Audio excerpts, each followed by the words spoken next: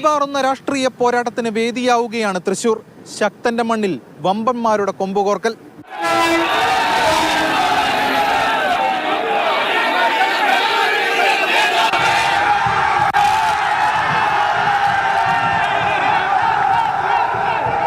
Surprise സ്ഥാനാർത്ഥി പ്രഖ്യാപനത്തിന് പിന്നാലെ കെ കരുണാകരന്റെ തട്ടകമായിരുന്ന തൃശൂരിലേക്ക് മുരളീധരന്റെ എൻട്രി. ട്രെയിനിൽ വന്നിറങ്ങിയ സ്ഥാനാർത്ഥിക്ക് പ്രവർത്തകരുടെ വക ഊഷ്മള സ്വീകരണം.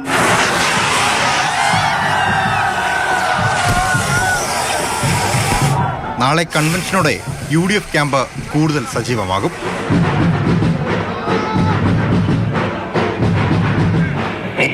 രാമചന്ദ്രന്റെ തടയെടുപ്പോടെ കേരള രാഷ്ട്രീയത്തിലെ ഇന്ത്യൻ നാഷണൽ കോൺഗ്രസിന്റെ വജ്രായുധം.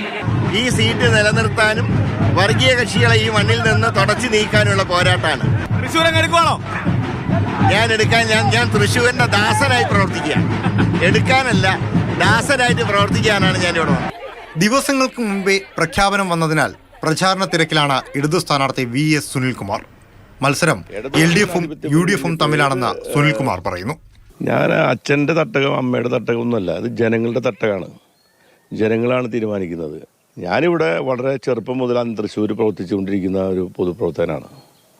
ആ നിലയിൽ ഇവിടുത്തെ ജനങ്ങൾക്കിടയിൽ പ്രവർത്തിച്ചിട്ടുള്ള ഒരു അനുഭവ പരിചയം കൂടി വെച്ചുകൊണ്ട് ഞാൻ പറയുന്നൊരു കാര്യമാണ്.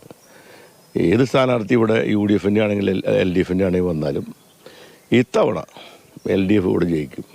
NDA സ്ഥാനാർത്ഥി സുരേഷ് ഗോപിയും ജനങ്ങൾക്കിടയിലാണ്. വരും ദിവസങ്ങളിൽ ലീഡറുടെ മകൾ പത്മജ കൂടി സുരേഷ് ഗോപിയുടെ പ്രചാരണത്തിനായി മണ്ഡലത്തിലേക്ക് എത്തുന്നതോടെ തിരഞ്ഞെടുപ്പ് രംഗം കൊഴുക്കും. സംസ്ഥാന രാഷ്ട്രീയത്തിന് തന്നെ ഏറ്റവും വലിയ ശ്രദ്ധാകേന്ദ്രമായി മാറുകയാണ് തൃശൂർ.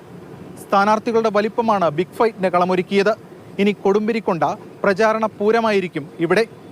റിപ്പോർട്ടർ ആദിത്യനും ക്യാമറമാനായ വിജേഷ് പുതുവാശ്ശേരിക്കും സുജിക്കുമൊപ്പം S രാഗിൻ, മാതൃഭൂമി ന്യൂസ്, തൃശൂർ.